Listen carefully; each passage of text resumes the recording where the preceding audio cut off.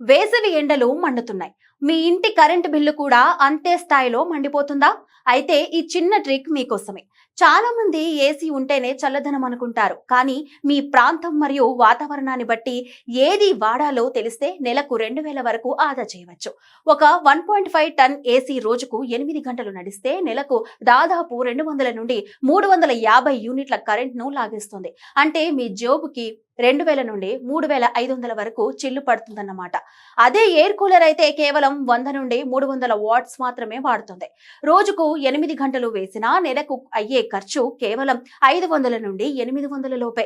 ఇక్కడ అసలు సీక్రెట్ ఏంటంటే మీ ప్రాంతంలో వాతావరణం పొడిగా ఉంటే ఏసీ కంటే కూలర్ అద్భుతంగా పనిచేస్తుంది.